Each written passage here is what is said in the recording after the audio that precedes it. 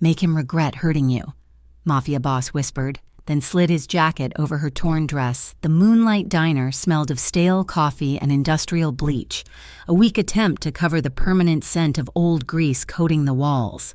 Outside, the lights of Falcon Heights blurred against the rain-slicked asphalt. It was nearly 2 a.m, the dead hour when the only customers were insomniacs and ghosts, and Cassia Alvarez felt the ache deep in her bones. It matched the dull throb beneath her uniform's left sleeve, a geography of purple and blue she kept hidden from the world.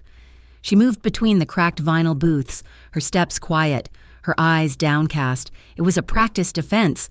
If you did not make eye contact, you could sometimes remain invisible.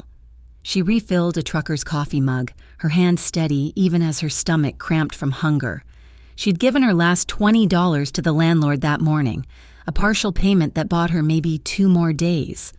In the corner booth, the one farthest from the door, sat the man who had been there for 3 hours. He had arrived at 11, sliding into the booth without a word. He wore a suit that cost more than her apartment building, tailored from a dark wool that seemed to drink the diner's weak fluorescent light. He had ordered a black coffee and a plate of eggs he had yet to touch. He just sat, silent and still, looking out the window at the city. Cassia had only seen his face once, when she first took his order. He was younger than his presence suggested, perhaps 30. His features were stark, defined by hard angles and shadows, his black hair cut short and severe, but it was his eyes that held her, a deep, colorless gray, impossibly calm, holding the stillness of a frozen lake. He looked like a man who had never been surprised by anything. She gathered empty plates, keeping her back to him, focusing on the scrape of porcelain. She was tired. She was so tired that the fear had receded to a low, humming dread, a familiar companion. The bell above the diner door slammed open, striking the wall with a violent crack. Cassia froze. The coffee pot in her hand suddenly weighed 100 pounds. She did not need to turn around. The smell hit her first. Cheap whiskey, sweat, and the cloying, possessive scent she associated with rage. Cassia, Dante Russo, her ex. He stumbled, catching himself on the edge of the counter. His eyes were bloodshot, his face flushed. He was a man who had been handsome once, but desperation and cruelty had carved new, ugly lines around his mouth. He worked collections now, a low-level enforcer for a gang that operated 2 rungs below relevance, but he wore the title like a crown. "Dante, please," she whispered, not turning. "Not here. I'm working." "Working?" He laughed, a wet, ugly sound. "Yeah, you're working. Where is it?" "Where is what? I don't have anything." "The money, Cassia." "The money you owe me. You think you can just walk out? After everything I did for you?" Customers shifted. The trucker in booth 2 pointedly looked away. Marge, the night shift cook, disappeared into the back. Cassia was alone. "I paid you everything I had. Dante, there's nothing left." He lunged, grabbing her arm, the one with the bruises. He gripped her precisely where he knew it would hurt the most. Cassia inhaled sharply, a pained gasp, and the coffee pot slipped, shattering on the tile floor, splashing hot liquid across her ankles. "Liar," he spat, his face inches from hers. "You're holding out. You always hold out. Please," she begged, the humiliation burning hotter than the coffee. Tears pricked her eyes, and she hated herself for them. "You're hurting me. Let go." "You know what hurts?" He tightened his grip, pulling her closer, his voice dropping to a snarl that was only for her. "When you crawl away like a beaten dog, you're mine. You hear me? You don't get to leave." He yanked her hard, pulling her off balance. The cheap fabric of her uniform, strained tight across her shoulder, tore with a dry, ripping sound. It exposed the pale skin of her shoulder and the strap of her bra. A cold silence fell over the diner. Dante seemed to sober slightly, realizing he had crossed a line, a public one. He looked around, defiant, daring anyone to speak. The scrape of a boot on tile was the only sound. The man from the corner booth stood. Luca Moretti had not moved quickly, but he was suddenly just there, standing between them. He was tall, broader than Cassia had realized, and the stillness she had observed earlier now radiated from him like a physical chill. He did not look at Dante. His ice-gray eyes were fixed on Cassia, on the torn fabric and the red marks forming where Dante's fingers dug into her arm. "That's enough," Luca said. His voice was not loud. It was a low, quiet rumble, devoid of anger or excitement. It was the calmest sound Cassia had ever heard, and it terrified her more than Dante's screaming. Dante, drunk and bolstered by his own ego, postured. "Who the hell are you? Her new guy? Mind your own business." Luca slowly turned his gaze from Cassia to Dante. He looked him up and down, a dismissive, analytical glance that lasted only a second. "I said," Luca repeated, his voice even softer. "That's enough. Let her go, and leave." Dante was a failed wannabe mobster, a bully who preyed on the weak, but even in his drunken haze, he recognized the difference between a street brawler and a true predator. He was looking at a man who did not make threats, only stated facts. Dante's face, moments before flushed with rage, went pale. The hand on Cassia's arm, the one that had felt like a steel trap, suddenly spasmed and released. He took a stumbling step back, his bravado evaporating. "Yeah, whatever," Dante muttered, trying to salvage his pride. He pointed a shaking finger at Cassia. "This ain't over." He turned and fled the diner, the bell clanging weakly in his wake. The silence that returned was heavier. The trucker threw a $10 bill on his table and left. Cassia stood, vibrating, staring at the shattered ceramic and the spreading pool of coffee. The cold air hit her torn dress, her exposed shoulder. She could feel the man watching her. "Are you hurt?" he asked. She could not speak. The humiliation, the terror, the sudden, violent release of adrenaline, it all coalesced in her throat. She shook her head. A jerky, unconvincing motion. She turned and ran, pushing through the swinging door to the kitchen, past the walk-in and into the dry storage room. She slammed the door, plunging herself into the darkness that smelled of bleach and raw onions, and slid to the floor. Only then did she break. It was not a loud sob. She had learned long ago not to cry loudly. It was a silent, shuddering collapse, her body aching, her breath catching in her chest. She pulled her knees up, hiding her face, trying to muffle the sounds of her own failure. She had done everything right. She had left him. She had changed her shifts. She had blocked his number. And it did not matter. He had found her. He had put his hands on her. He had torn her clothes, and he had done it in front of a stranger. The kitchen door swung open. She heard Marge curse. Then the heavy, measured footsteps. Not Marge. The storage room door opened slowly. Cassia flinched, curling tighter, pressing herself against the metal shelving. Luca Moretti stood in the doorway, a dark silhouette against the kitchen's harsh light. He did not step inside. He just watched her for a moment, his face impossible to read. "He tore your dress." It was a statement, not a question. She wiped her face angrily, trying to find her voice. "I'm fine." He looked at her, and something in his expression shifted. It was not pity. It was something colder, sharper, recognition.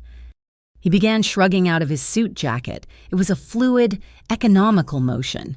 He held the jacket, the expensive, dark wool, in one hand. He took one step into the room and crouched, not close enough to touch her, but close enough that she could smell the faint, clean scent of cedar and cold air. He did not try to touch her. He did not offer platitudes. He simply held the jacket out. "Cover yourself," he said, his voice low.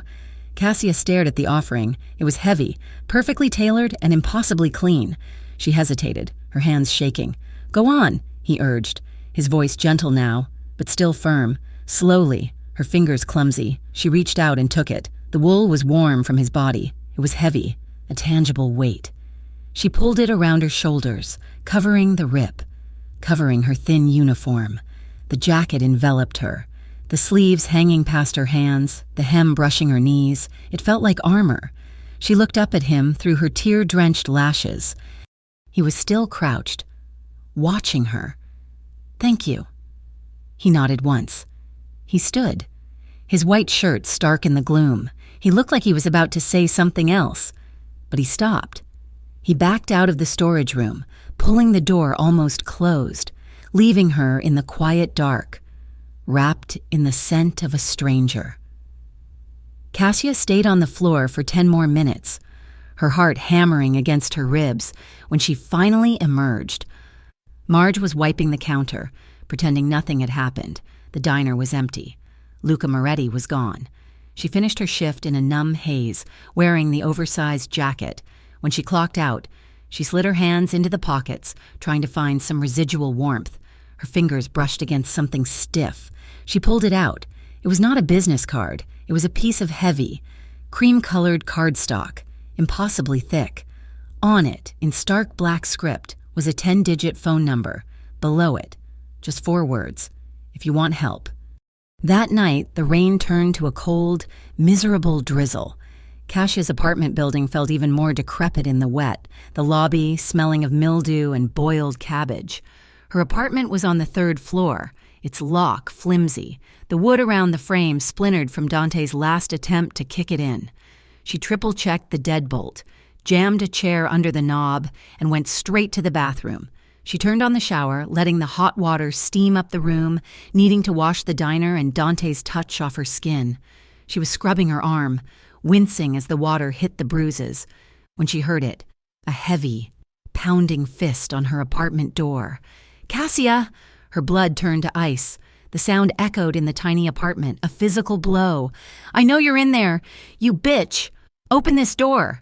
She turned off the shower, her heart leaping into her throat. She stood dripping and shaking on the bath mat.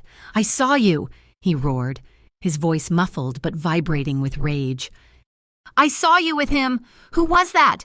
You think you're too good for me? You think you can replace me?" The pounding became more frantic, a heavy thud, like a shoulder hitting the wood. The chair wedged under the knob rattled. Cassia backed away, grabbing a towel, her breath coming in short, panicked gasps. She fumbled for her phone, which she'd left on the sink, the card. The man's jacket was hanging on the back of the bathroom door. Her hands were shaking so badly she could barely type. She punched in the 10 digits. What was she supposed to do? Call? Text? She hit the message icon. Her thumb hovered over the keyboard. "Please, he's here. He's trying to break in." She stared at the words. It was pathetic. She was begging a stranger for help. Another crash. The wood of the door frame groaned. He was going to get in. She hit send. She locked the bathroom door, a flimsy piece of particle board that would not hold him for more than a second, and huddled against the bathtub, her knees drawn to her chest, the towel clutched around her. She stared at the phone. The message was sent. It was not delivered. It just sat there, a single blue bubble in an empty thread. No reply came. Of course, no reply came. What did she expect? A rich man in a suit to come running to her 3rd-floor walk-up? He had given her the card to be polite, or perhaps as an insult. "Cassia!" The door jamb cracked. The chair screeched against the linoleum. She closed her eyes, bracing herself. And then, through the pounding of her own blood and Dante's rage, she heard a new sound. It was not a siren. It was the low, cultured rumble of a powerful engine idling on the street 3 floors below. The pounding on her door stopped. Cassia held her breath. She heard Dante's muffled voice, but he was no longer yelling at her. He was yelling at someone else, slurred and confused. She crept out of the bathroom, the towel clutched tight. She moved to her window, the one that faced the street, and peered through a gap in the blinds. A black sedan, long and polished and utterly out of place, was parked at the curb. It was the only car on the street. Standing beside it was Luca Moretti. He was not looking at her building.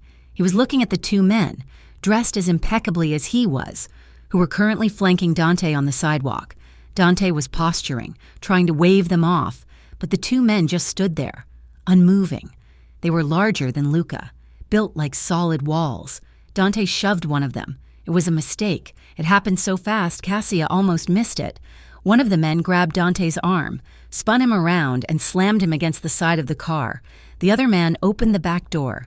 They did not punch him. They did not yell. They simply folded him, like laundry, and pushed him into the back seat. One man got in with him. The other got in the passenger side. Luca Moretti had not moved.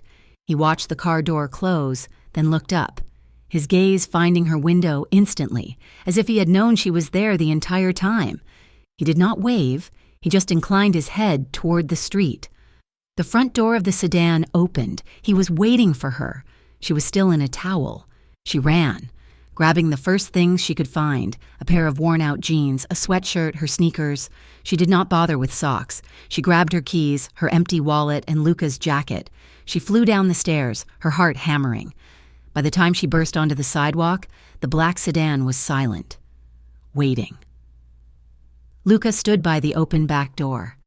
He looked at her, taking in her wet hair and mismatched clothes. "He won't be back," he said, his voice as calm as it had been in the diner. "What did you do?" she whispered, clutching the jacket to her chest. "I had my men explain the situation to him." "He understands now." She looked at the car. She could not see Dante inside the tinted windows. "Where are you taking him?" "Somewhere he can sober up and think about his choices." Luca looked at her apartment building, his gaze filled with a cold distaste. "You are not safe here. I don't have anywhere else to go." "Yes, you do." He gestured to the open door. "Get in. I have a place. You'll be secure." Cassia hesitated. This was madness. Getting in a car with a man she did not know, a man who made people disappear. But the alternative was returning to an apartment with a broken door, waiting for Dante to inevitably return. She was trading one danger for another, but this danger, at least, had been kind. She got in the car, the door shut with a heavy, satisfying thud, sealing out the sounds of the city. The inside smelled of leather and cedar. Luca got in the front passenger seat, and the car pulled away from the curb, gliding silently down the street. They drove for nearly 40 minutes, leaving the grit of Falcon Heights behind, moving into the dark, wooded hills that overlooked the city. They passed through a massive wrought iron gate that opened without a sound and drove up a long, winding drive. The house, the estate, was not a house. It was a fortress of dark stone and glass, modern and severe, built into the hillside. It was dark, save for a few lights glowing warmly from within. They did not go to the main house. The car stopped in front of a smaller, elegant building near a sprawling, dark garden. A guest house. "You'll stay here," Luca said, getting out. He opened her door. "My housekeeper has prepared the room. There are clothes inside, toiletries, anything you need." Cassia got out, her legs unsteady. The air here was clean, cold, and quiet. "Why are you doing this?" she asked, her voice small. Luca looked at her, his gray eyes catching the faint moonlight. "Because I know what it looks like when someone is trapped, and I don't like bullies." He led her inside. The guest house was warmer than her entire apartment, the room furnished with a large, soft bed, a fireplace, and a small kitchen. "Rest," he said from the doorway. "No one will bother you. The property is secure. You are safe." He left, closing the door softly behind him. Cassia stood in the center of the luxurious room, still clutching his jacket. She was in shock, her body numb, her mind racing. She did not know where she was. She did not know the man who had brought her here. She only knew that, for the first time in 2 years, the lock on her door was not broken. She woke to sunlight streaming through the window. It took her a long moment to remember where she was. The bed was soft, the sheets heavy and expensive. She had fallen asleep in her clothes, but sometime in the night, she had kicked off her sneakers. There was a soft knock. She sat up, her heart jumping, pulling the comforter to her chin. The door opened, and Luca Moretti entered. He was dressed not in a suit, but in dark jeans and a gray Henley that stretched across his shoulders. He was carrying a tray. He stopped when he saw her awake. "Good morning, I brought you some coffee and food." He set the tray on the small table. Fresh pastries, fruit, and a steaming pot of coffee. Cassia did not know what to say. "Thank you." He poured her a cup, adding a touch of cream without asking. He handed it to her. His fingers were long, his knuckles scarred. "How are you feeling?" "Confused," she admitted, taking the mug. It was warm. "That's understandable." He stood by the window, giving her space. "Eat. We can talk after, if you want." She nodded, taking a tentative bite of a pastry. It was buttery and fresh, and she realized she was starving. She ate in silence while he looked out the window at the gardens. When she was finished, she set the mug down. "What happens now?" she asked. Luca turned to her. His expression was serious. "That is entirely up to you. You can stay here as long as you want. You are protected. You can rest and figure out what you want to do next." "You don't even know me," she whispered. "What do you want from me?" He met her gaze, and his eyes were clear, holding no deception. "Nothing," he said.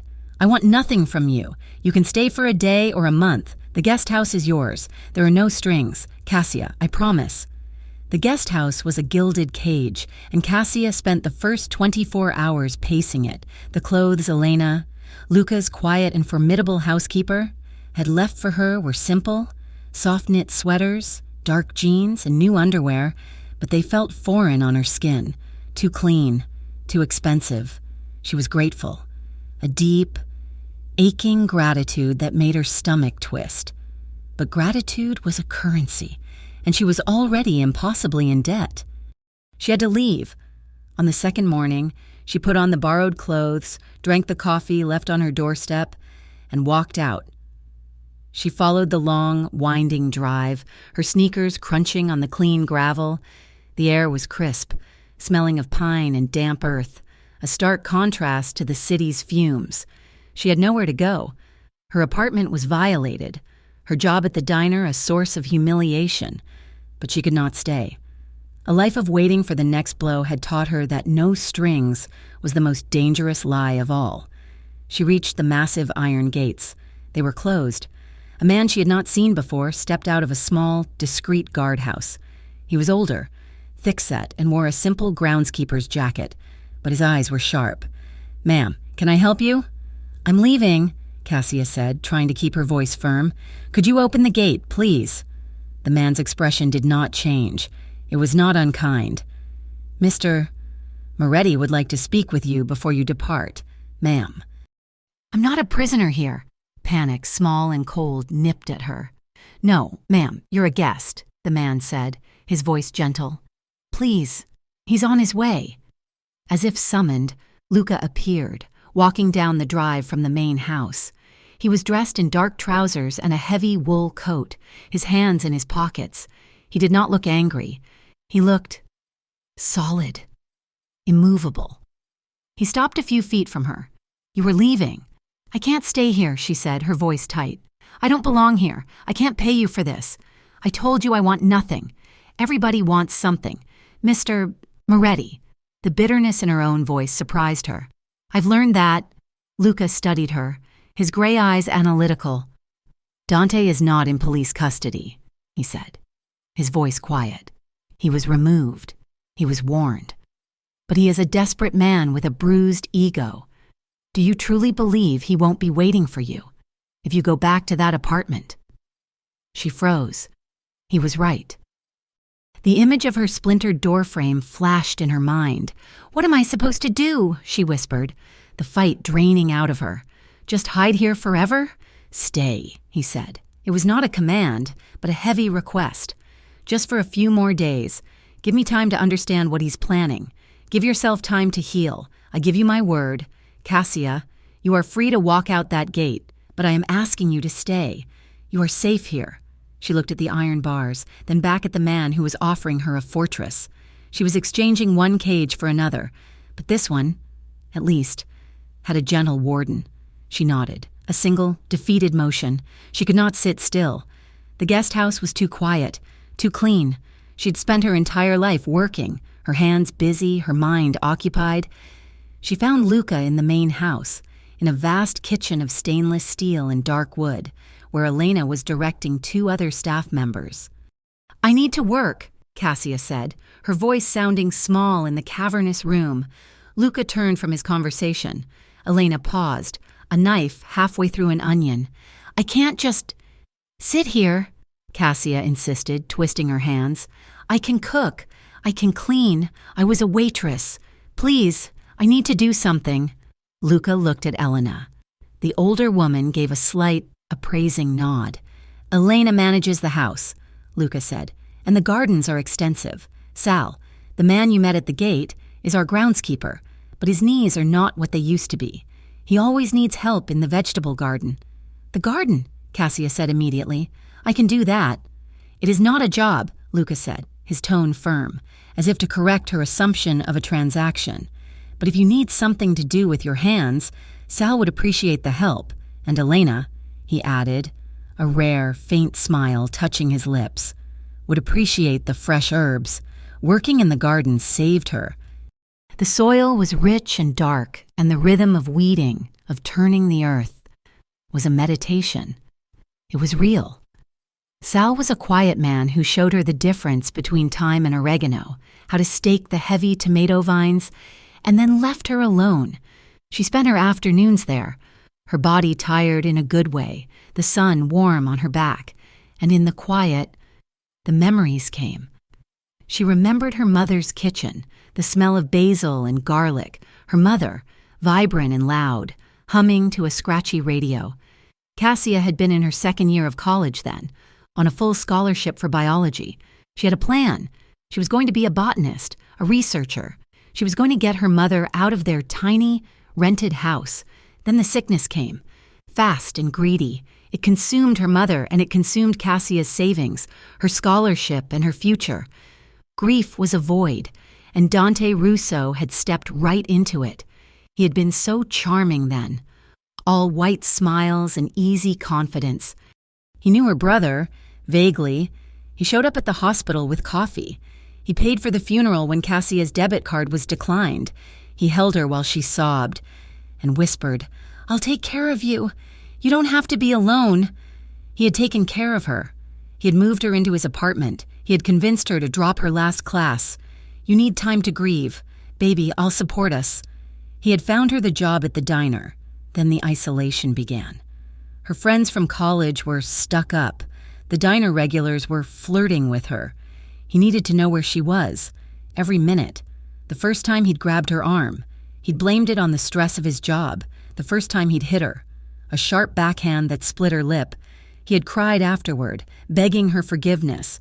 By the time she realized she was in a cage, he had the only key. She had lost her scholarship, her friends, her confidence. She had lost herself. "Cassia." She snapped back to the present, her hand frozen in a rosemary bush. Luca was standing at the edge of the garden, watching her. He was in his suit, the dark wool stark against the garden's green. "Elena sent me," he said, his voice low. "She needs basil for dinner, the ones on the high shelf."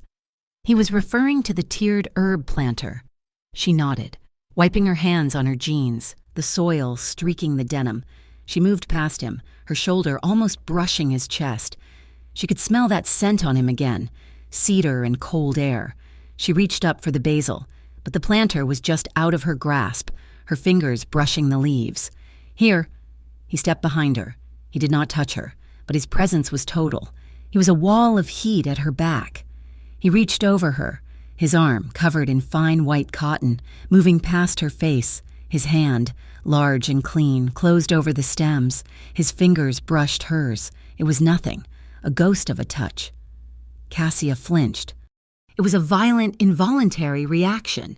She recoiled, sucking in a sharp breath, and stumbled back, colliding hard with his chest.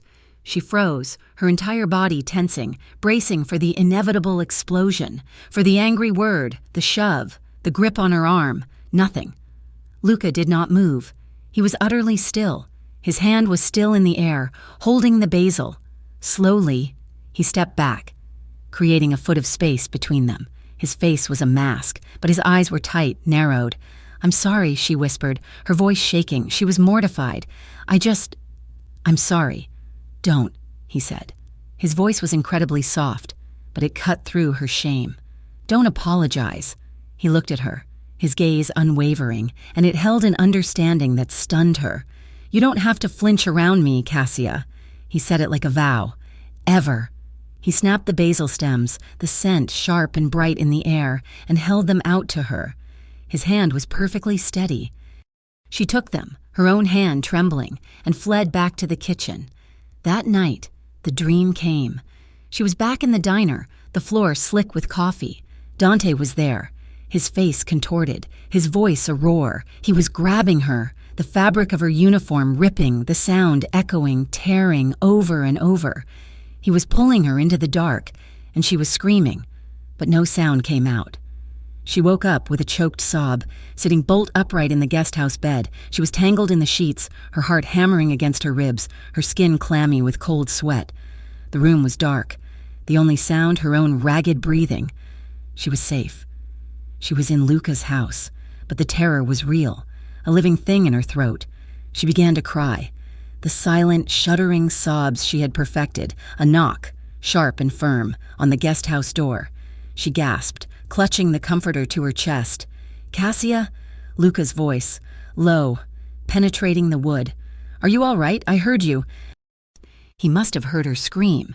She was embarrassed, but the fear was stronger. Yes, a dream. Just a dream." The doorknob rattled, just once, as if he'd tested it. "Open the door." She slid out of bed, her legs shaking. She crept to the door and unlocked it, opening it just a few inches, peering through the crack. He was standing on the stone pathway, illuminated by the guest house porch light. He was wearing only a pair of gray sweatpants and a black t-shirt, his feet bare on the cold stone. His hair was mussed from sleep. He looked worried and dangerous. He saw her face, the tear tracks glistening, the raw terror still in her eyes. He did not try to enter. He did not move from the threshold. He simply rested one large hand high on the doorframe, leaning his weight against it. "He can't get to you here," he said, his voice a low rumble. She just nodded, wiping her face. "You're safe," he continued, his gaze locked on hers. "The gates are locked. There are 4 men on duty tonight, 2 at the gate, 2 patrolling the perimeter. The house is armed. No one gets on this property without my permission. No one." He did not offer to hold her. He did not offer meaningless comforts. He gave her facts. He gave her logistics. He was rebuilding the walls of the fortress around her, in real time, with his words. "You are not in that diner," he said, his voice softer now. "You are not in that apartment. You are here, and I will not let him touch you." He just stood there, talking, his voice a steady, calming anchor in the dark. He talked about the estate, about the owls he heard hunting at night, about the way the wind moved through the pines. He spoke of solid things, real things, until the panic in her chest finally uncoiled, and her breathing returned to normal. "Better?" he asked. After a long silence, "Yes," she whispered. Her voice was raw. "Thank you." He nodded once, his hand dropping from the doorframe. "Get some sleep. I'll be right across the path." He waited until she had closed and locked the door before she heard his footsteps recede on the stone. She woke the next morning feeling exhausted, but clear. For the first time, she did not wake up afraid. She woke up grateful. She showered, dressed, and for the first time, walked to the main house kitchen as the sun was rising. Elena was not there yet. The house was silent. She found the coffee, the eggs, the butter, the bread. She started cooking. It was the only way she knew how to say thank you. The kitchen was massive, but she made it her own, the smell of fresh coffee and browning toast filling the space. She was sliding 2 plates of scrambled eggs onto the counter when Luca entered. He was showered, dressed for the day in dark trousers and a crisp, white button-down shirt. The sleeves rolled to his forearms. He stopped, surprised. "You're up early," he said. I wanted to thank you for last night." She pushed a plate toward him at the massive kitchen island. "I made breakfast." He looked at the plate, then at her. He sat down on one of the stools. She sat opposite him, her own plate untouched. "You don't have to thank me. Cassia, I know." They ate in silence. It was not uncomfortable, but it was charged. This was a new level of intimacy. The quiet, domestic act of sharing a meal in the early morning light felt more revealing than anything that had happened. She watched his hands as he held the coffee mug. They were large, clean, but the knuckles were scarred. The geography of a life she could not imagine. He caught her looking. She did not look away. "This is good," he said, nodding at the eggs. "Better than Elena's." A small, genuine smile touched her lips. "Don't tell her I said that. Or that you said that. He mirrored her smile, just faintly. Your secret is safe. The comfortable quiet was shattered when one of the men from the diner, the one who had bundled Dante into the car, entered the kitchen. He was built like a refrigerator, but moved silently. Boss. He nodded at Cassia, acknowledging her, before turning his full attention to Luca. We got a call from the distributor down on 5th. Russo was seen.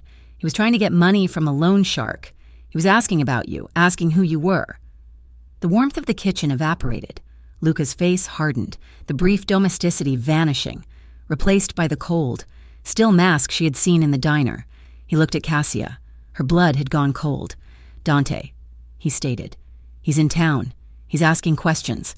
He'll find me, she whispered, the old, familiar panic rising. He always finds me. No, Luca said, his voice flat. Absolute. He won't. But you are not to leave the estate grounds. Do not go near the gate. Do you understand? She nodded, her appetite gone. I'll handle it, he said. He stood, his breakfast unfinished. He walked out of the kitchen with the other man, his shoulders rigid. Cassia was left alone at the massive island, the silence of the big house suddenly oppressive. She was restless all day. The news of Dante had brought the fear back, a metallic taste in her mouth. She could not work in the garden. She felt exposed, even behind the high walls. That evening, she wandered the main house. She was not sure what she was looking for. She followed a hallway she had not yet explored, one that led to a separate wing. She heard a sound, not a voice, but a rhythmic, heavy thwack, thwack, thwack. She found the source, a private gym. The room was all black mats, steel and glass, and Luca. He was in the center of the room, stripped to the waist. He was wearing only a pair of black athletic tape wrapped around his hands and loose, gray sweatpants that rode low on his hips. His back was to her. He was attacking a heavy bag that hung from a steel chain. This was not exercise. This was controlled, focused rage. She watched, mesmerized. His body was not the lean, perfect shape of a magazine. It was the functional, brutal physique of a fighter. His shoulders and back were a solid mass of corded muscle, contracting and releasing with every powerful, efficient blow. Sweat ran down his spine, and she saw his scars. A long, thin, white line that curved under his left ribs, a puckered, round scar on his right shoulder. This was the man who had spoken to her so gently in the doorway, who had sat with her at breakfast. And he was, she realized, utterly lethal. She was unsettled, but she was not afraid.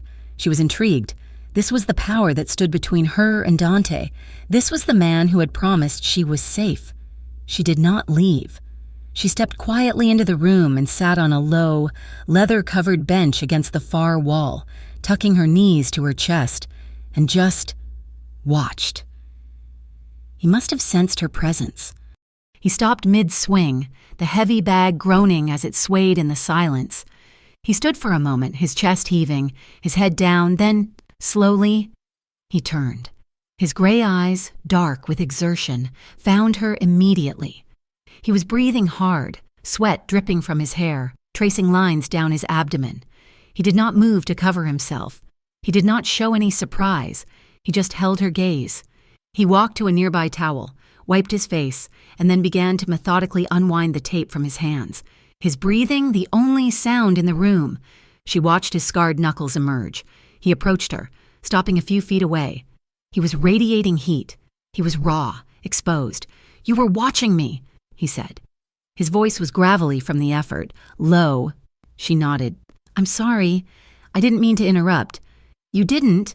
He wiped his brow with his forearm, his eyes never leaving hers. He saw where her gaze had been, on his chest, on the scars. She flushed, embarrassed to be caught staring so openly. He stepped a fraction closer. The air between them was thick, electric. "You don't have to be afraid of looking, Cassia," he murmured, his voice so low she could barely hear it. She met his gaze, and this time, she did not look away. The wall between them had been the gym, his admission. "You don't have to be afraid of looking," had been a key, and in the days that followed, Cassia felt the tumblers in her own locks begin to turn. They fell into a new, quiet rhythm.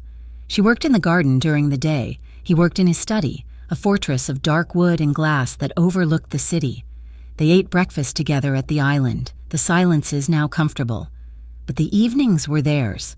They would sit on the main terrace, the chill of the autumn air kept at bay by tall, silent heat lamps.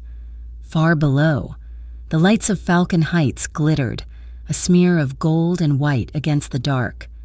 "I used to look up at these hills from the diner," she said one night, her voice soft. She was wrapped in a cashmere blanket he had brought her, a mug of tea warming her hands. It always seemed like a different world, like the people who lived up here didn't have real problems. Luca was in a chair beside her, nursing a small glass of amber liquid. He looked at the city, his face hard in the shadows. "They have different problems, just louder." She watched him, his profile stark against the night. "I'm not afraid of you anymore," she said, surprising herself with the admission. His gaze snapped to hers. "You never should have been." "I was," she said, "at first. You're a lot. Luca, the quiet, the power, the men at the gate. But I'm not afraid. I just don't understand." "Understand what? Why you stayed in that diner? Why you—" "Did any of this—" "You saw a girl getting harassed. You could have just made Dante leave. Why bring me here?" He was silent for a long time, swirling the liquid in his glass. "I told you, I don't like bullies. It's more than that." He gave a short, mirthless laugh. "Yes, it's more than that." He leaned forward, resting his forearms on his knees, staring at the lights. "When I was a kid, my father left, walked out on a Tuesday, never came back. I was 6. My older brother, Marco, he stepped up. He became the man of the house. He was 14. Cassia's breath caught. Her father had also left when she was 6. "Marco protected me," Luca continued, his voice low, rough. "He protected our mother. He got into this life, the life I lead now, to keep us safe, to make sure no one could ever hurt us again." He took a drink. "This, all of this, was supposed to be his. He loved it. The noise, the risk, the respect. I was the quiet one. I was good with numbers. I was going to get out, go legitimate. I wanted a different life." "What happened?" she whispered, though she already knew the shape of the answer. "An ambush, a deal gone wrong. He trusted the wrong people, and they shot him down in the street. I was 26, and I had a choice. Let them tear apart everything he built, all the people who depended on him, or take his seat." His gaze found hers in the dark, so I took it. This wasn't a choice. Cassia, it was a duty. She finally understood the sadness in him, the immense weight he carried. "The scars," she said, "from the beginning." He nodded. "From the men who thought I was weak, who thought I wasn't my brother. I had to teach them I was not." He looked at his own scarred hands. "I don't use violence because I enjoy it. I use it to protect what is mine, my people, my home. It's a tool, a necessary one. I looked at you, in that diner, and I saw what happens when there is no one to protect you, and I couldn't walk away." She felt a deep, profound ache in her chest, not for herself, but for him. "No one ever stayed for me, either," she whispered. "After my mother died, I was so tired. The scholarship was gone, the money was gone. Dante, he seemed so strong. He said he'd take care of me. He was the first person who ever offered to— By the time I realized what his care cost, it was too late." He set his glass down. "He won't ever touch you again." "I know," she said. And for the first time, she truly believed it. The next night, he did not suggest the terrace. When she came to the main house, she found the small, private dining room lit by candlelight. A bottle of deep red wine was breathing on the sideboard.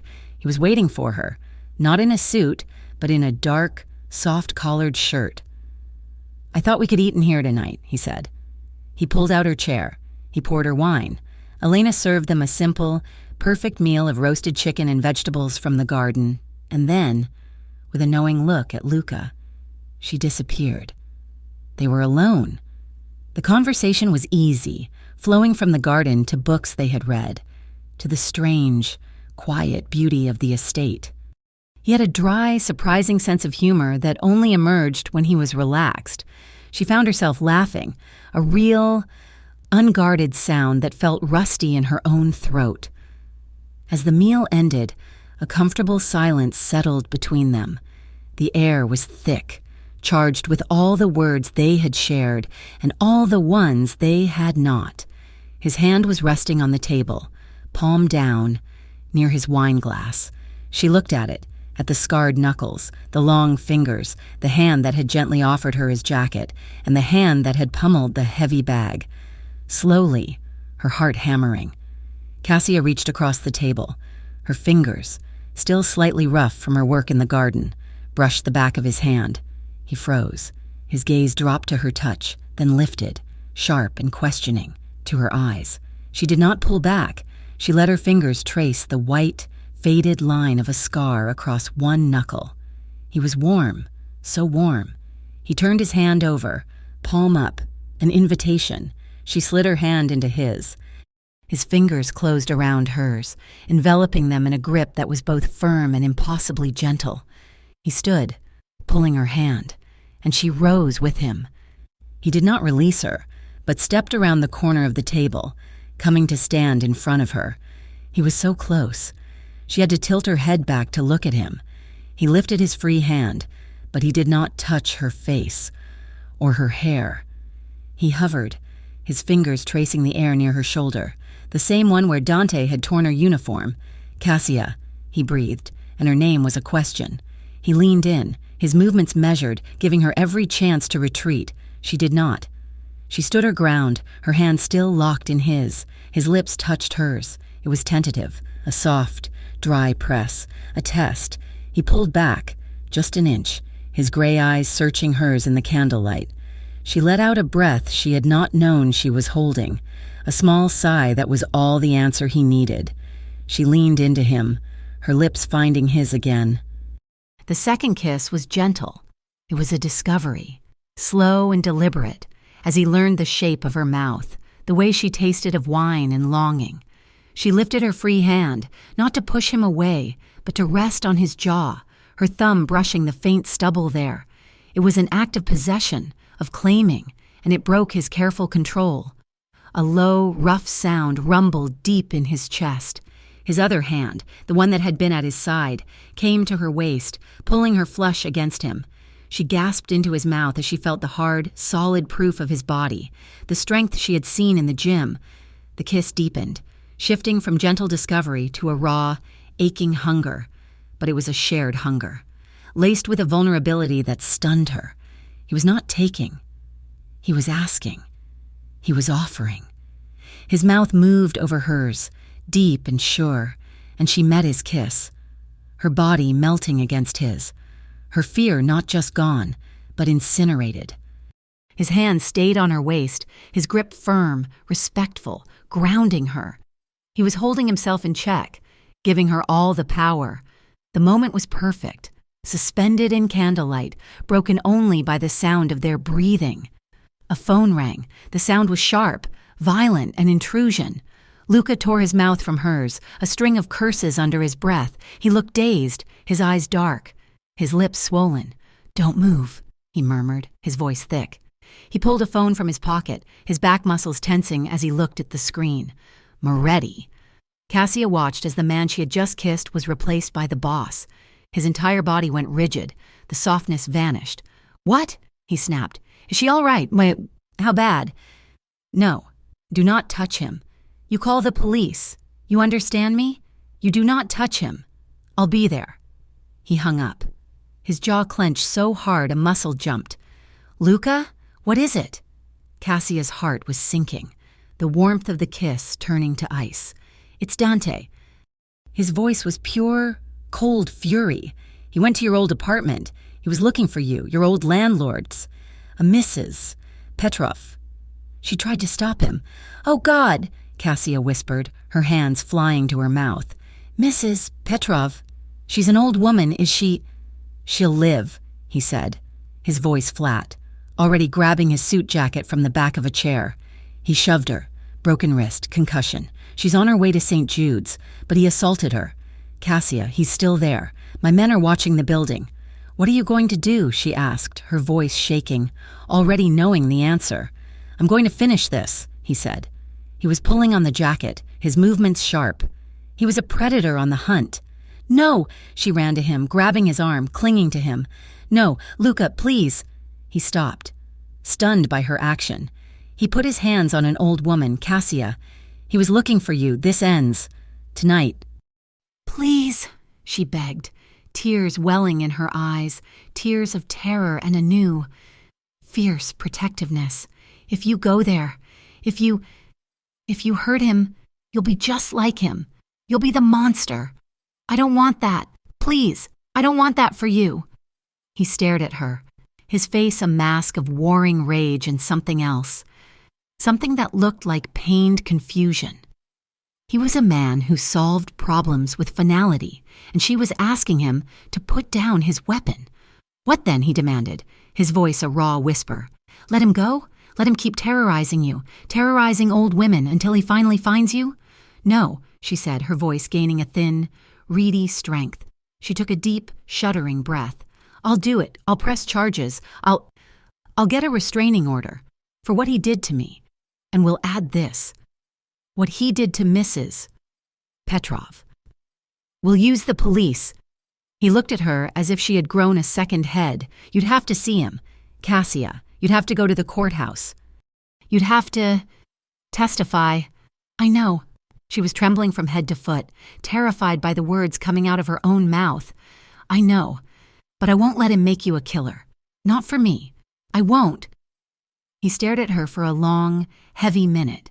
Then, slowly, he unclenched his fists. He took the phone from his pocket. Angelo, stand down. Let the police take him. Yes, I said let them. And get Mrs. Petrov the best room at St. Jude's. Pay for everything. I'll be at the courthouse in the morning. He hung up and looked at her. The fury was gone, replaced by a deep, powerful respect.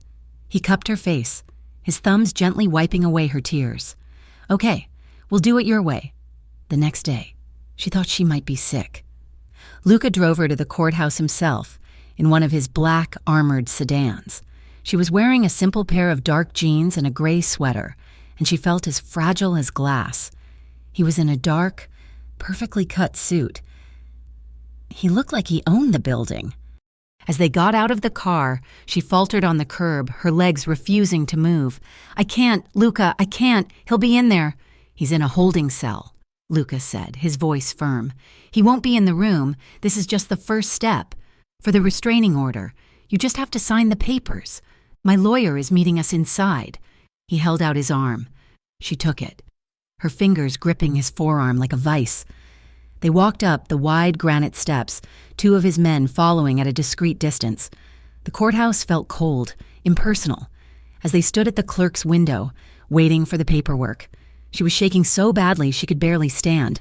Luca leaned in, his mouth brushing her ear, his voice a low, intensely private rumble that no one else could hear. Listen to me, he whispered. You are not the girl from the diner. You are not his victim. You are here to draw a line. Make him regret hurting you, not with fear, Cassia, with your strength. Show him, and show yourself, that you are not afraid. I'll be right next to you. His words settled over her. A shield. She took a deep breath, and when the clerk called her name, she stepped forward. That night, she was utterly exhausted, but she was not broken. She was changed. The act of signing her name, of filing the report, had been a reclamation. She could not sleep. The guest house felt too far away. She showered, and instead of her own clothes, she went to Luca's closet. She pulled one of his white dress shirts from a hanger. It smelled like him, cedar and soap. She put it on. It fell to her knees, the sleeves hanging past her hands. She rolled them up. She found him in his study, sitting in a large leather armchair, reading a book. The room was silent save for the ticking of a clock. He looked up as she entered. His eyes traced the lines of his shirt on her, his expression softening. He said nothing, just watched her. She did not want to sit on the couch. She curled up on the thick rug at his feet, leaning her back against the legs of his chair, like a cat seeking warmth. They sat in silence for several minutes. "Luca?" she asked, her voice small. "Yes? Why were you so patient with me?" She twisted the cuff of the shirt. "That first night, all the nights since, you never pushed. You never tried to touch me. Not until I touched you." She paused, the words heavy in her throat. "Dante, he never waited. He always just took what he wanted." Luca closed his book and set it on the table. He leaned forward, his elbows on his knees, looking down at the top of her head. "When my brother died," he began, his voice very quiet. "The men who thought I was weak, they didn't just challenge me with guns. They tried to break me, to show me I was not him, to take my will." He paused, and she could hear the ice in his voice. "There are ways to force a man to bend, ways that don't leave scars you can see." Her breath hitched. She understood. "I've been forced before, Cassia," he said, his voice raw. "I know what it feels like to be powerless, to have your will, your choice, stolen from you. I know that hollowed-out feeling." He leaned down, his voice dropping to a fierce whisper. "I would never be that man. I would die before I became that man. Not for anyone, and especially not for you. That was it. That was the last wall." She turned, rising to her knees, the shirt pooling around her. She looked up at him, at this powerful, dangerous, gentle man, and her heart felt like it was breaking and healing. All at once, she did not wait. She surged up, pushing herself into his lap, straddling his thighs. He grunted in surprise, his hands flying to her hips to steady her. She framed his face with her hands and kissed him. It was not tentative. It was not gentle. It was a kiss of gratitude, of understanding, of claiming. She pressed her palm flat against his chest, right over his heart. It was hammering, a frantic, powerful beat that matched her own. "Heart to heart," she whispered. His hands were still on her hips, his grip tight, his thumbs burning circles into her skin through the thin cotton. But he did not pull her closer. He did not move. He was breathing hard, his eyes black with a want so profound it was terrifying. "Only if you want this. Cassia," he breathed, his voice thick, strained. "Only if this is all you." She leaned her forehead against his, her eyes closing. "Yes," she whispered, the word a release. "I want this. I want you." He groaned, the sound vibrating through her. His mouth found hers, and this time there was no hesitation. It was slow, deep, and total. He explored her, his lips, his tongue, with a reverence that made her want to weep. He whispered her name against her jaw, against the pulse point in her neck, and she whispered his, her fingers tangling in his short, thick hair. It was passionate, a slow burn that built with every breath, every shared sigh, every brush of his mouth against her skin. He held her, his hands never straying from her hips, letting her control the pace, letting her be the one in charge. He was giving her back the power Dante had stolen, one gentle, adoring, passionate kiss at a time. The guest house was no longer her sanctuary. It was a waiting room. Cassia had spent a week healing, her body and mind slowly stitching themselves back together under the strange, profound quiet of Luca's protection. But she was not built for idleness. She was built for work. "I need to work, Luca," she told him one morning, standing in the kitchen as he read a financial report. "I can't just be here. I feel like one of your expensive decorations." He looked up, his gray eyes unreadable. "You are not a decoration. You are a guest. I don't want to be a guest. I want to work. I don't know how to not." He considered this, folding the report. "The diner is out of the question, and I will not have you in one of my warehouses or kitchens. It's not appropriate." "I'm not asking for a favor," she insisted. Her pride stung. "I'm a good waitress." "I know," he said, and the corner of his mouth ticked up. "I have a place. The Onyx Room. It's an upscale lounge, downtown. You would serve drinks, talk to people." He paused. You would be protected. Angelo and Marco are on the door, always. The Onyx Room was another world.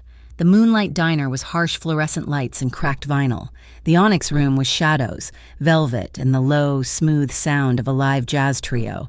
The patrons wore tailored suits and dresses that glittered, their voices never rising above a civilized murmur. Elena had provided her with a new uniform, a simple, high-necked black dress that skimmed her knees, comfortable shoes, and an apron so small it was almost symbolic. Her first night, she was terrified. Her hands shook as she carried a tray of crystal highball glasses, but the work was the same. Take the order, deliver the drink, be polite. She was good at it, her natural quietness. Once a symptom of fear, now read as poise and discretion. She moved silently between the dark booths. The other staff were professionals. They were older, mostly women with sharp eyes and sharp wits. They knew who she was, or rather, they knew what she was, the woman the boss had personally installed. They were wary at first, but that wariness dissolved into a quiet, profound respect. One of the veteran waitresses, a tall woman named Sophia, cornered her by the service bar. "I heard what you did," Sophia said, her voice low as she polished a glass. "The restraining order." "Against that piece of trash, Russo." Cassia just nodded, her face flushing. "Good for you," Sophia said, her dark eyes fierce. "You've got more steel than half the men who come in here. Don't let them rattle you." She reached out and straightened the collar on Cassia's dress, a gesture that felt like an anointing.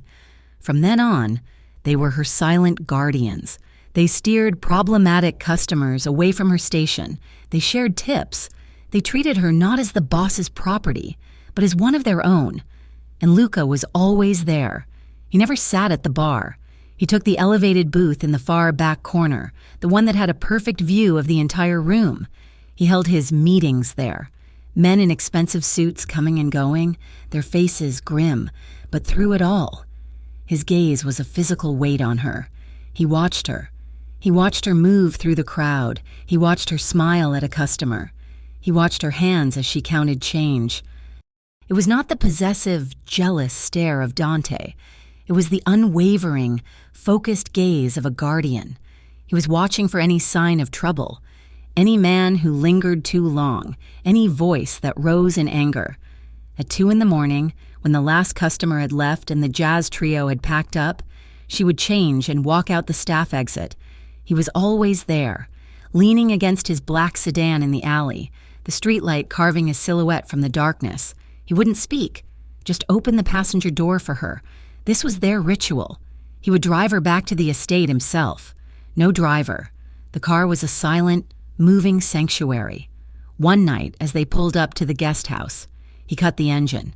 They sat in the dark, the only sound the ticking of the cooling engine. "You're good at this," he said, his voice a low rumble in the quiet. "You have a stillness. People trust you. They're just ordering drinks. Luca?" "No," he said, turning to her. "They're talking. And you're listening. It's a skill. You're regaining your confidence." She looked at her hands, no longer red and raw from industrial bleach, but manicured, clean. "I feel like myself, the person I was before him." He reached across the console, his large, warm hand covering hers. He didn't say anything. He just held it. His thumb stroked the back of her hand, a simple, grounding touch. After a moment, he let go, got out, and walked her to her door. This routine, this new, fragile life, lasted for 2 weeks. It was shattered on a Tuesday. It was busy. The lounge was full. Sophia grabbed her arm, her face pale, her eyes wide. "Cassia, you need to see this." She held up her phone. It was a website, a local gossip blog that trafficked in the city's dirt. The headline was brutal. Falcon Heights mob boss hiding diner waitress with a dark past. And below it, the photos. They were not naked photographs. They were worse. They were photos of her life. One of them, blurry, must have been taken by one of Dante's friends at the diner. It was the night she met Luca, her dress torn, her face smeared with tears, looking up in terror. Another was of her and Dante, from a year ago. He had his arm slung around her, his face a possessive sneer. She was looking at the ground, her face thin, her eyes hollow, a long-sleeved shirt on in the middle of summer. She looked like a ghost. They were photos designed to do one thing: shame her, to frame her as damaged goods, as trash that Luca Moretti had picked up. The blood drained from her face. The tray in her hand rattled. "No," she whispered. The room, the jazz, the low murmur of voices, it all receded, replaced by a roaring in her ears. "Cassia," Sophia started. Cassia shoved the phone back at her. She turned and ran. She pushed through the service doors, past the kitchen, out the alley exit. She ran the 3 blocks to the private garage where her car was parked, ignoring the cold, ignoring the confused shout of the attendant. She drove back to the estate, her vision blurred by hot, angry tears. She was in the guest house, curled on the bed, sobbing. When Luca found her, the attack had been swift. It had taken Angelo less than 10 minutes to find the post. It had taken Luca 1 phone call and the threat of catastrophic legal and personal action against the blog's owner to have it removed. Within 3 hours, the post, the photos, and all traces of it were scrubbed from the internet, but the damage was done. He knocked once, a sharp rap. "Cassia." She didn't answer. She heard the click of a key in the lock. He owned the guest house. He had a key. He stepped inside, his large frame filling the doorway, and closed the door softly behind him. She was curled in on herself, her face buried in a pillow, trying to muffle the sounds of her humiliation. She felt so dirty. All the confidence she had built, all the poise she had found, felt like a lie, a thin veneer over the broken thing she really was. He didn't speak. She heard him cross the room. The mattress dipped as he sat on the edge of the bed. He just sat there, in the dark, breathing, letting her cry. When the sobs finally quieted into ragged, hitching breaths, he moved. He didn't lie down. He didn't try to pull her into his arms. He slid off the bed and knelt on the floor beside her, so his face was level with hers.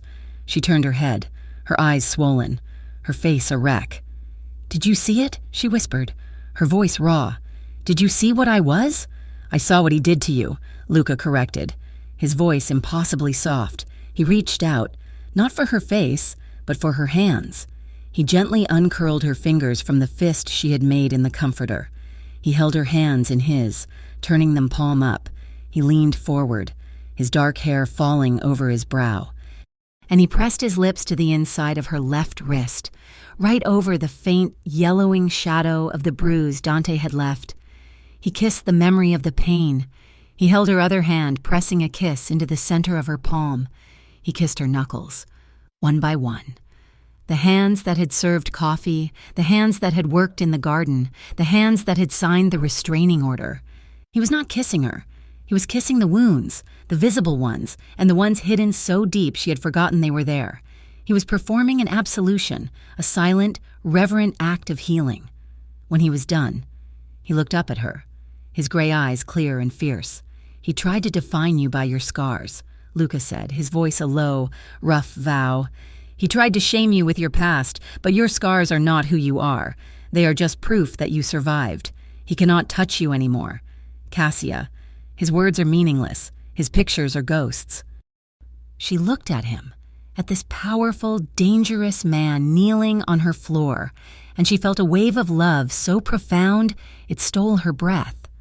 Later that night, the house was silent. The adrenaline from the attack had faded, leaving a strange, quiet calm. The shame was gone, cauterized by his reverence. She left the guest house, wearing only the soft t-shirt she slept in. She crossed the cold stone path and entered the main house. She didn't knock on his bedroom door.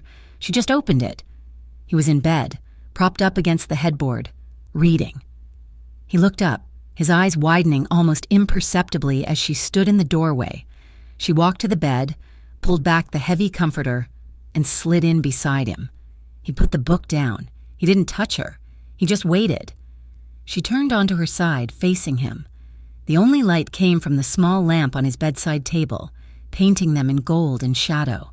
"He tried to show the world how broken I was," she whispered, her voice clear. But he doesn't know you. He doesn't know that you've been putting me back together. She reached out, her fingers tracing the healed, puckered scar on his shoulder. You have your scars, she said.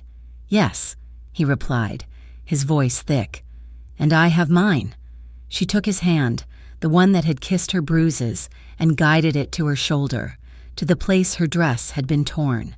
She pressed his large, warm palm flat against her skin. This one is mine. He let out a shuddering breath. He leaned in, his lips replacing his hand, pressing a slow, reverent kiss to the spot. She guided his hand to her arm, where Dante had gripped her.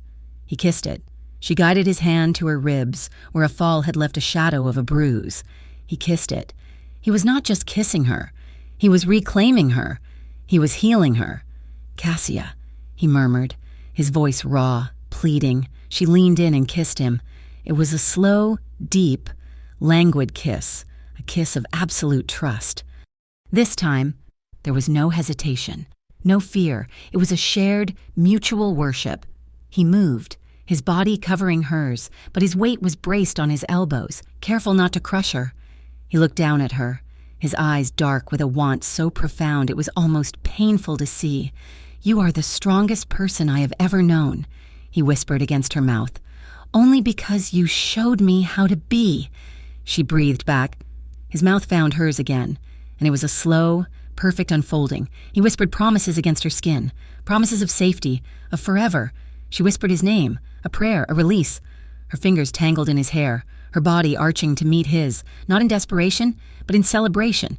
It was a slow, reverent dance, a quiet, profound act of two broken people making each other whole. The next morning, they were in the kitchen. The sun was streaming in. It felt like the first day of a new life. Cassia was quiet, pouring coffee, her movements fluid, confident. Luca watched her, a small, private smile on his lips. I'm going to do it, she said, her back to him. Do what? She turned, holding two mugs. She was wearing one of his shirts again. I'm not just going to let the restraining order stand. I'm going to testify. Luca stilled, the mug halfway to his lips. The hearing for the order is in 2 weeks. Cassia, that's what we agreed. No, she said, her voice clear and hard, a steel she had never possessed before. Not for the order, for the trial, the criminal trial, for what he did to me in the diner, for the years of abuse, for what he did to Mrs. Petrov. Luca put the mug down. He was shocked, and then his expression shifted to one of profound, absolute pride. Cassia, you know what that means, he said softly. His lawyer will tear you apart, his associates. Will see it as a declaration of war. Let them, she said. He tried to shame me with those photos. He tried to tell the world I was his victim. I'm going to stand up in that courtroom and I'm going to tell the world, in my own voice, what he is. I'm not hiding anymore. Not behind your walls, not behind your protection. He came around the island, his face serious. He took her face in his hands. You are sure? I am sure. Then I'll be right there with you, he promised. Every step. The preparations began immediately. Luca's lawyer, Isabella, was a sharp, brilliant woman who grilled Cassia for hours, forcing her to relive every detail, to build an ironclad timeline. It was brutal. And just as Luca had predicted, the pressure from outside increased. The threats were no longer veiled. A call to Isabella's office, a message delivered to the Onyx room. Dante's gang, the small, violent animals he ran with, were panicked. You testify. You're dead. Luca doubled her security. She was no longer driven by a single driver. She was driven by Angelo, with a follow car. One evening, they were returning from Isabella's office. The sun was setting, painting the city in shades of orange and purple. Cassia was exhausted, her head aching. Angelo, driving, suddenly stiffened, his eyes locked on the rearview mirror. Ma'am, he said, his voice calm. We're being tailed. Gray sedan. Has been with us for 6 blocks. Cassia's stomach turned to ice. She looked back. A beat-up, ugly gray car was 3 lengths behind them, matching their speed. Stay calm, Angelo said. He tapped his earpiece. We're made. South on Elm, gray sedan. The car behind them suddenly accelerated, swerving into the next lane, trying to cut them off. Angelo didn't panic. He yanked the wheel, making a sharp, sudden right turn into a dark, narrow industrial alley. Cassia cried out, grabbing the door. It looked like they were driving into a trap. The gray sedan, blinded by arrogance, followed them right in. The second they were clear of the street, Angelo slammed on the brakes. Ahead of them, at the other end of the alley, a black SUV, lights off, materialized, blocking the exit. The gray sedan skidded to a halt. The driver realized, too late, what had happened. A second black SUV pulled into the alley behind them, blocking the entrance. They were boxed in. "Stay in the car, ma'am," Angelo said. He got out. The doors of the two SUVs opened. 4 of Luca's men, all dressed in dark suits, all built like mountains, emerged. They converged on the gray sedan. Cassia couldn't watch. She heard a muffled shout, a single sickening thud of a fist hitting flesh. The car door was ripped open. A man, one of Dante's men she recognized from the diner, was dragged out. Screaming, terrified, a third car, Luca's car, glided to a stop at the mouth of the alley. Luca got out. He was not in a suit. He was in his gym clothes, having come straight from the estate. He looked lethal. He walked calmly to the man his team was holding. He looked down at the pathetic, whimpering figure.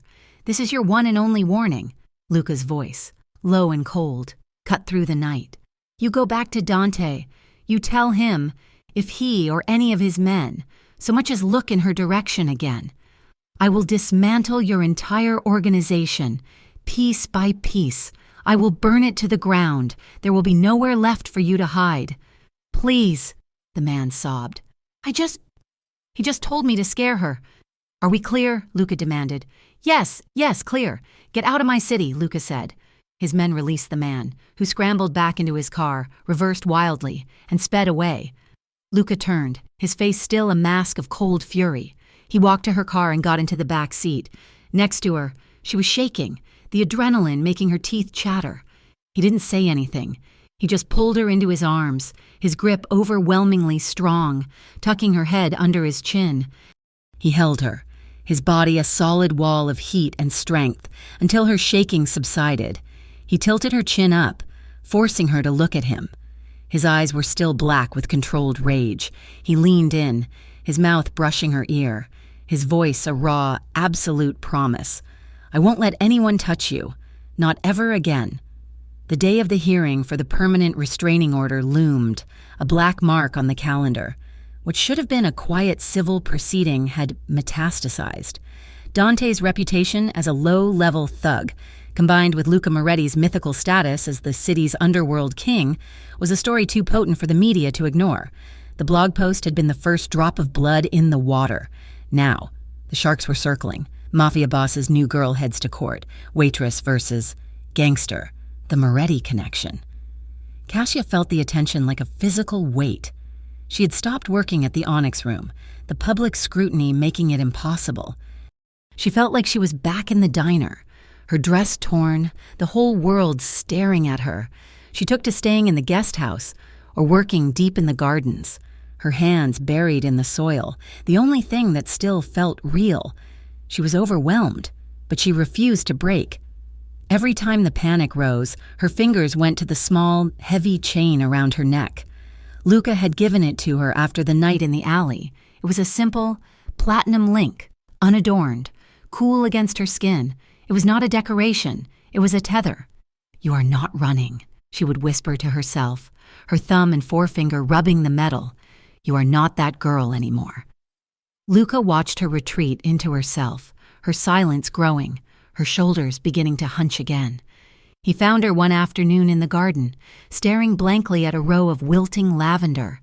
"This is not a siege, Cassia," he said, his voice quiet. "It feels like one," she replied, not looking at him. "They're all out there." "Waiting to take pictures of the broken waitress. I don't know what to wear. Everything I own is from the diner or from him. It all feels wrong." He looked at her, his expression unreadable. "Tomorrow," he said. "We're going out. Isabella's partner runs a private boutique. They'll close it for us. You will find something that feels right. You will not go into that courtroom feeling like a victim. The boutique was a quiet, carpeted sanctuary of glass and pale wood. The owner, a chic woman in her 50s, greeted Luca with a respectful nod and then turned her full, kind attention to Cassia. "It's an honor, Miss Alvarez," the woman said. Cassia was stiff, uncomfortable in the plush armchair, a glass of sparkling water untouched on the table beside her. "I just need something simple, dark, something that doesn't stand out."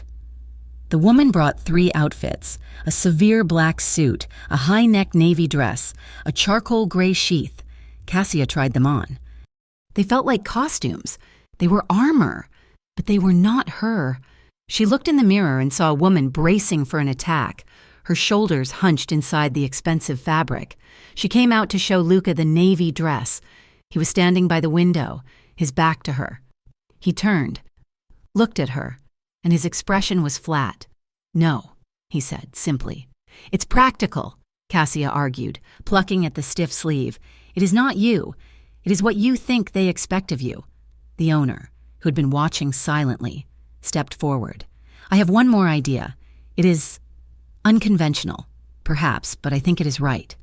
She returned with a dress that was the color of ivory, or fresh cream. It was simple, structured, with a modest neckline and long sleeves. The fabric was a heavy, matte silk that looked like it would absorb the light.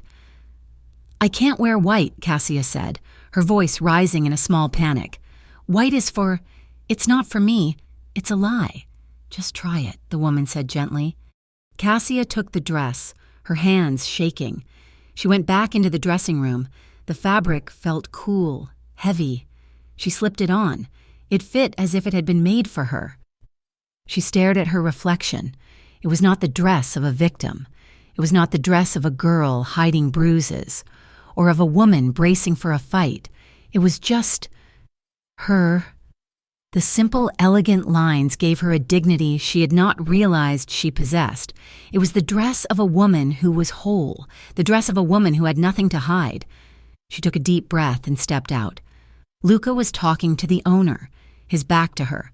The woman saw Cassia, and her professional smile faltered, her eyes widening in genuine appreciation. Luca turned. He stopped. Everything about him, his motion, his breathing, his intense, restless energy, just stilled. His gray eyes traced the line of the dress, from her throat to the floor. He was not looking at her body, he was looking at her.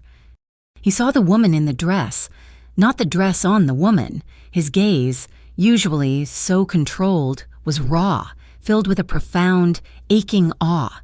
He walked toward her, his steps slow. He did not say she was beautiful. He did not say the dress was perfect. He stopped an inch from her.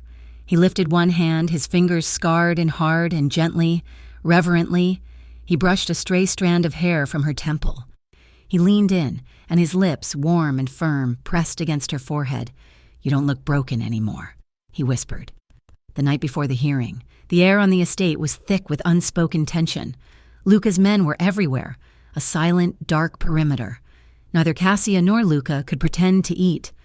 They stood on the terrace, side by side, looking down at the glittering expanse of Falcon Heights. The city looked peaceful from so high up, a lie of quiet light. "Are you scared?" Cassia asked, her voice so soft it was almost stolen by the breeze. He was in a dark sweater, leaning on the stone balustrade. She expected him to deny it. She expected the flat no of the man who feared nothing. He was silent for a long time. "Yes," he said. His admission, his vulnerability, hit her harder than any reassurance could have. She turned to look at him, her heart aching. "Not of him," he said. His voice a low, rough murmur. He was not looking at her, but at the city. Not of the courtroom, not of his pathetic gang. He turned, his gaze finding hers in the darkness. He took her hand, his fingers lacing through hers, his grip strong. "Only of losing you," he said, his voice raw. "Of this quiet, this feeling." He looked back at their life, inside the house. "You brought peace into this house. Cassia, I didn't even know it was missing. I'm terrified of it leaving."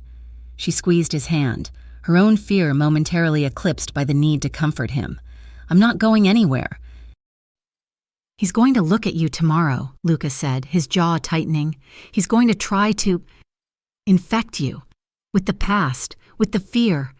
And I can't stop it. I can't take the stand for you. You don't have to, she said, stepping closer, putting her free hand on his chest, over his heart. It was beating. A steady, powerful rhythm. You've already done it. I'm not that girl anymore. He can't infect me. Words felt useless after that. He led her inside, not to the guest house, but to his room.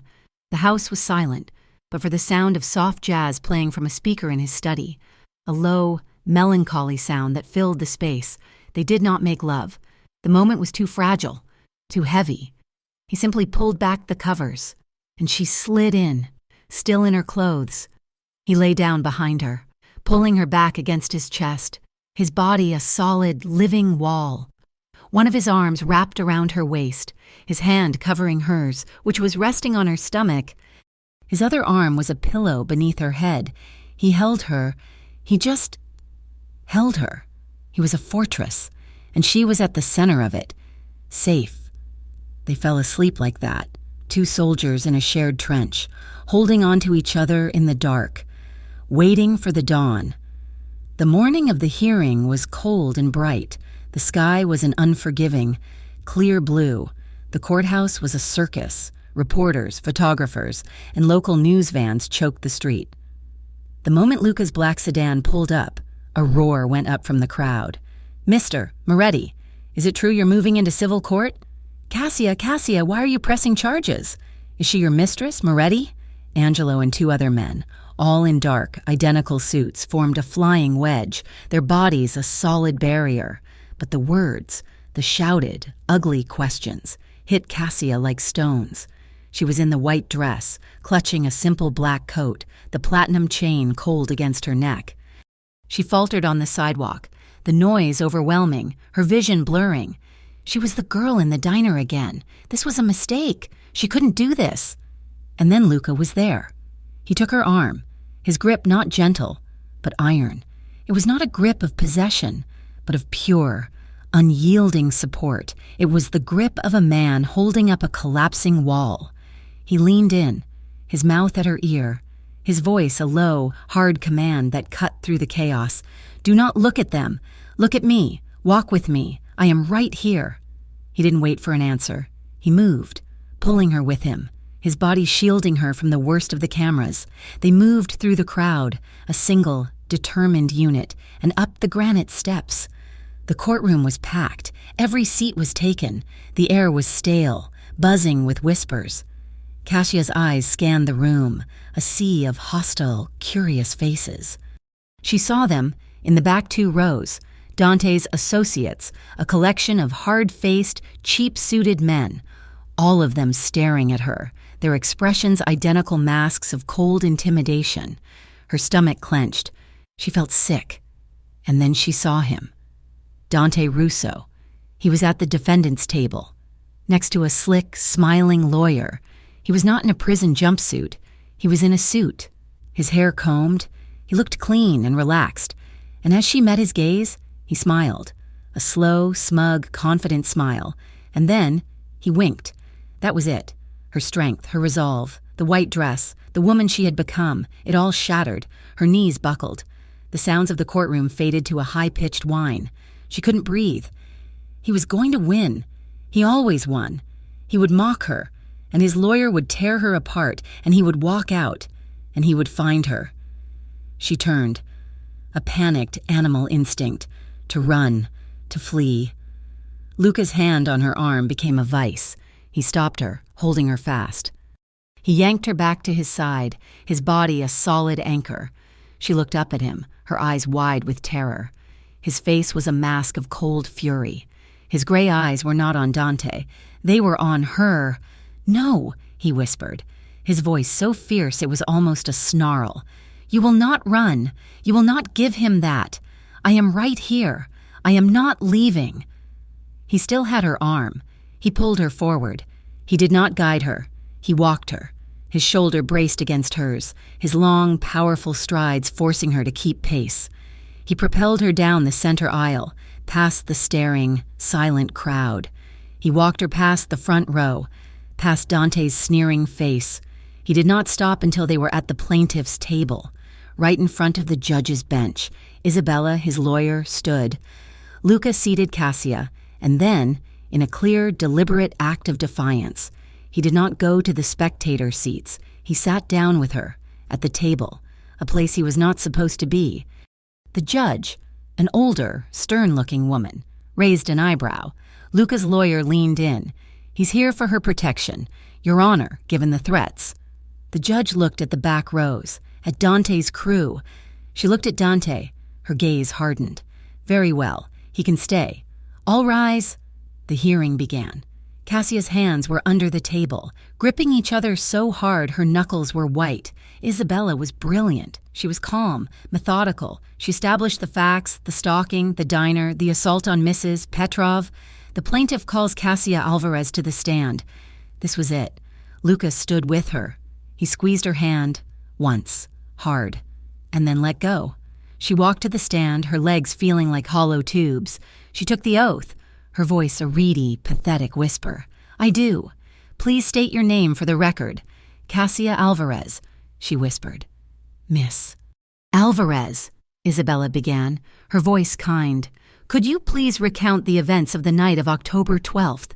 Cassia's voice was shaking. She could barely get the words out. She looked at Dante. He was leaning back in his chair, that same smug grin on his face, as if this was all a mildly amusing show. She looked at Luca. He was in the front row now, leaning forward, his elbows on his knees, his hands clasped. He was not moving. He was not breathing. His entire formidable will was focused on her. His gray eyes were locked on hers, and they were not filled with pity. They were filled with fire. "I am here. You are not alone." She took a deep breath. She tore her gaze from Dante. She looked past Isabella, past the jury box, and she fixed her eyes on the judge. And she spoke. Her voice, at first, was thin. "I was working at the Moonlight Diner. He came in. He was drunk. And what happened? He grabbed me. He demanded money." She felt her voice gain a small thread of steel. "He tore my uniform." "He's lying," Dante's lawyer shouted. "Objection, hearsay." "Overruled," the judge snapped. "It's her own testimony. Continue. Miss Alvarez." Cassia's voice grew stronger. She did not cry. She did not waver. She laid out the facts one by one, her voice getting colder, clearer, the years of fear, the bruises she hid, the night he broke into her apartment, the assault on her landlord. She held Luca's gaze the entire time. She was not speaking to the judge or the court. She was speaking to him. She was showing him his faith in her was not misplaced. She saw the moment Dante's smugness finally broke. It was when she described, in flat, emotionless detail, the photos he had leaked. "He tried to shame me," she said, her voice ringing with a new, hard power. "He tried to make the world see me as his victim. But I am not his victim. I am a survivor. And he is an abuser. She's a lying whore." Dante exploded. "Brunel M." He lunged to his feet, his chair crashing backward. The mask of civility was gone, revealing the rabid animal underneath. "She's lying. She's with him. She'll pay for this, you bitch. You're dead, you hear me? You're dead." The courtroom erupted. The judge slammed her gavel, her face purple with rage. "Bailiff, remove that man. Remove him now." Dante thrashed, screaming curses as two deputies tackled him, cuffing him violently. Cassia was trembling, a violent full-body tremor, the adrenaline crashing, the terror of his words breaking through. She wrapped her arms around herself, but she couldn't stop shaking. The judge called for a 10-minute recess, before the judge's words had even faded. Luca was moving. He was out of his seat, bypassing the gate, and he was at the witness stand in 2 long strides.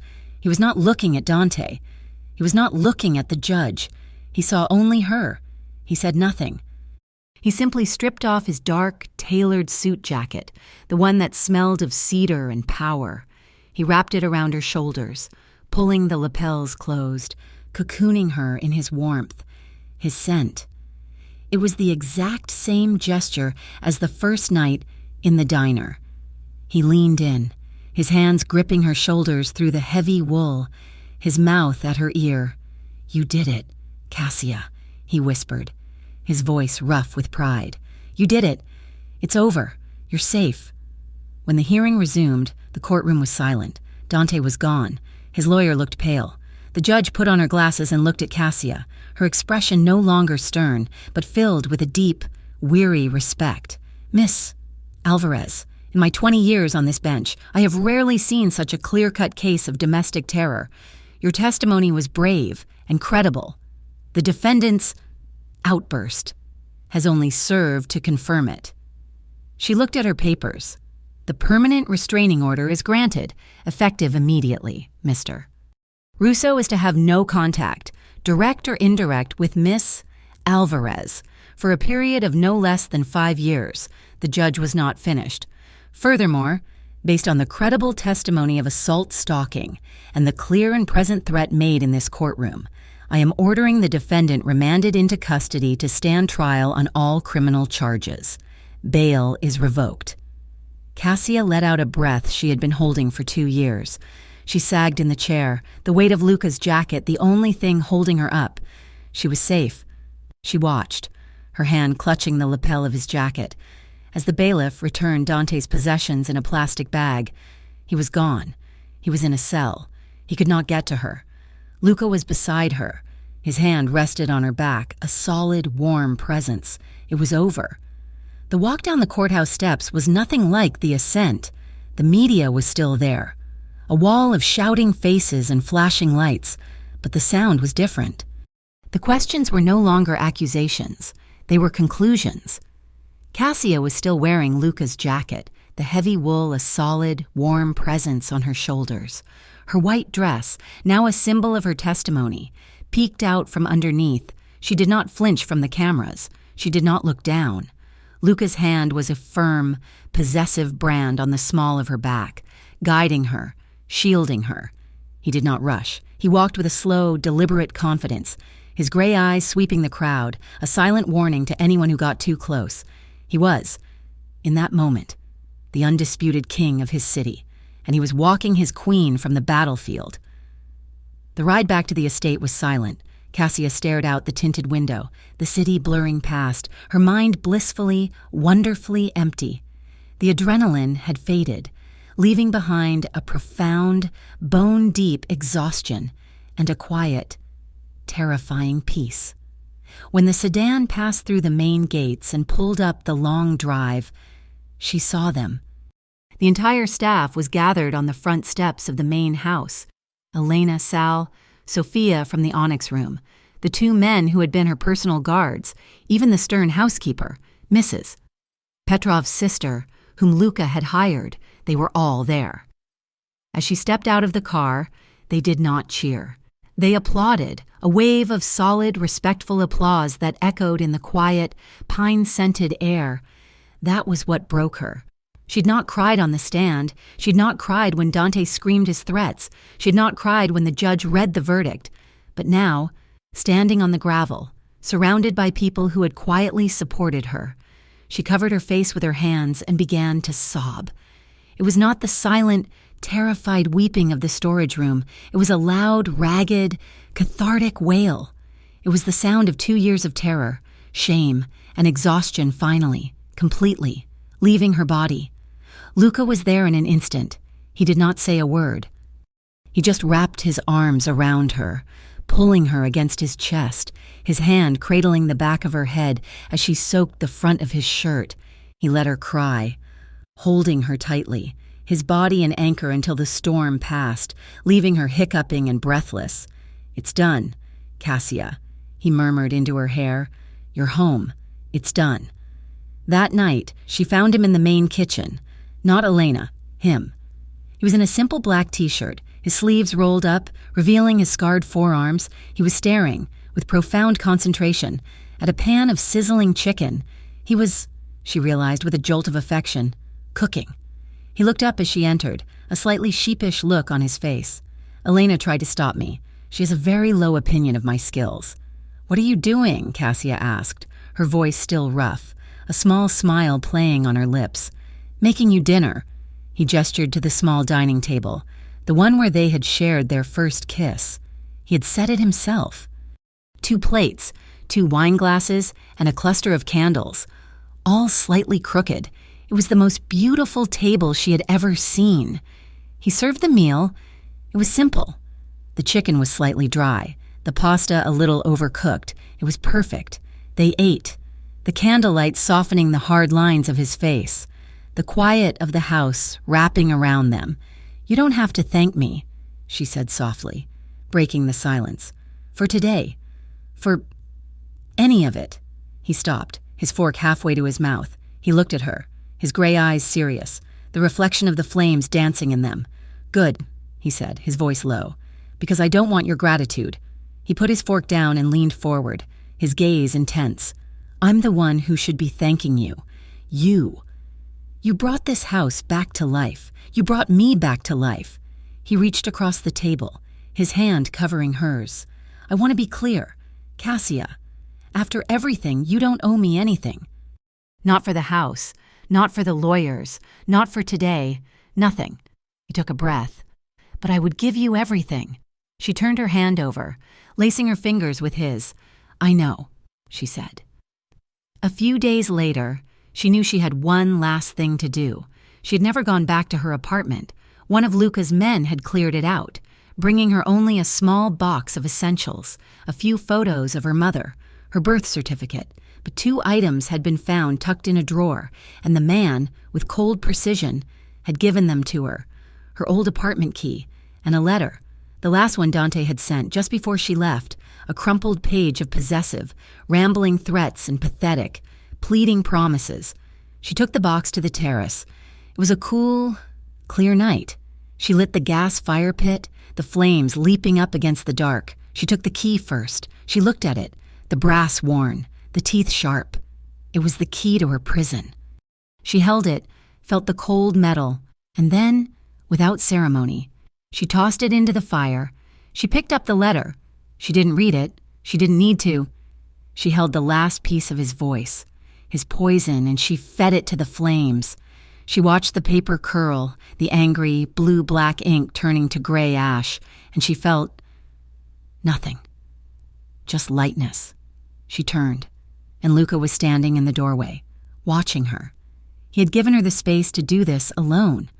She walked to him, put her arms around his waist, and laid her head on his chest. He wrapped his arms around her, holding her, as the last of her old life turned to smoke and drifted away into the night. The next weekend. He told her to pack a bag. "Just for a few days," he said. "We need to breathe somewhere else." They drove for 2 hours, south, the dark, armored sedan eating up the highway. They left the hills of Falcon Heights behind, the landscape changing to flat marshlands, the air growing thick and salty. The villa was the absolute opposite of the estate. The estate was a fortress of dark stone, built to repel the world. The villa was a creature of light and air, all white stucco and glass, perched on stilts over a wind-swept, empty beach. It was open, vulnerable, and free. The first day, Cassia just slept. The sound of the ocean, a constant, rhythmic hush, was the most profound peace she had ever known. On the second morning, she woke early. She found a light, simple cotton dress in the closet, a pale blue color, and put it on. She walked out onto the wide, sun-bleached balcony, her feet bare on the warm wood. She leaned on the railing, the sea breeze catching her hair, pulling it free from the braid she had made. The sun was warm on her skin. She closed her eyes, tilting her face up to it. She was not the pale, bruised girl from the diner. Her skin was clear. The shadows under her eyes were gone. Her eyes, when she opened them, were brighter. She heard a sound and turned. Luca was standing in the doorway, a mug of coffee in his hand, watching her. He hadn't moved. He was just looking. "What is it?" she asked, smiling. He looked at her for a long moment, at her bare feet, her wind-tangled hair, her face, so open and calm. "You look like peace," he said, his voice rough. He came to stand beside her, handing her the mug. They watched the ocean, their shoulders brushing, their silence a shared, perfect thing. That night, the house was filled with the sound of the surf and a soft, quiet jazz station Luca had found. They made dinner together, laughing as they navigated the unfamiliar kitchen, bumping into each other. Later, they were on the couch, a soft blanket over their laps, the glass doors open to the ocean. She was leaning her head on his shoulder, his arm securely around her. This was not the desperate, healing passion of their first nights. This was not the raw need. This was something else. He kissed her, and it was slow, confident, and deeply, wonderfully familiar. It was a kiss that held no questions, only answers. "I love you, Cassia," he whispered against her mouth, the words as natural and as necessary as breathing. "I love you," she breathed back, and the words were not a surrender. They was a victory. Their intimacy that night was a celebration. It was slow and sure, and filled with a joy that was so profound it was almost holy. There were whispered names and soft, breathless laughter. There were quiet, shared tears, not of pain but of release. The final, shuddering sigh of two souls who had fought their way through the darkness and found each other in the light. It was the intimacy of a beginning, not an ending, the quiet, confident promise of a lifetime. When they returned, life settled. Cassia was no longer just the woman at the estate. She had a purpose. She rented a small, clean office in a quiet part of downtown. With Isabella's legal help, she started a foundation, a small charity dedicated to helping women like her, women trapped in abusive situations, find jobs, legal aid, and safe harbor. It was small, but it was real. Luca never interfered. He never offered opinions. He just, one day, had his financial controller call her. A single, massive, and entirely anonymous donation had been made, enough to fund the charity's operations for the next 5 years. Cassia just smiled and went back to work. The final scene played out 6 months later. Dante's criminal trial was swift, with her testimony, the evidence from Mrs. Petrov, and his own outburst in court. He was found guilty on all charges. As Cassia left the courthouse, the same steps, a different day, a single reporter, a young woman with kind eyes, approached her. "Miss Alvarez," she said, holding out a recorder, "your foundation is doing incredible work, looking back on everything. Do you regret any of it? Going to court, facing him?" Cassia paused. The city noises, a distant siren, the rumble of a bus, faded. She smiled, a small, confident smile, and looked off screen, past the reporter, to the black sedan waiting at the curb. Luca was leaning against it, watching her, his eyes filled with a fierce, quiet pride. She turned back to the reporter. "No," she said, her voice clear and strong. "I don't regret it. I regret not leaving sooner." She walked away, leaving the reporter speechless. She walked to the car, to him. He opened the passenger door, his hand resting on the small of her back as she slid in. It was a reflex now, a familiar, grounding touch. As he walked around to the driver's side, he took off his suit jacket. He got in, and before he even started the car, he folded it once and slid it over her lap. It was not to hide her. It was not to shield her from the cold, or the world, or the past. It was not a gesture of protection. It was just a habit of care, a silent, everyday promise, a shield against nothing at all. Thank you so much for listening to this story. I truly hope you enjoyed the journey with Cassia and Luca. I would love to know where in the world you are listening from, so please drop a comment and let me know. If you love stories like this, be sure to subscribe to Mafia Romance Stories for more. And finally, what did you think of this story? What was your favorite part? Share your thoughts in the comments below. I look forward to reading them.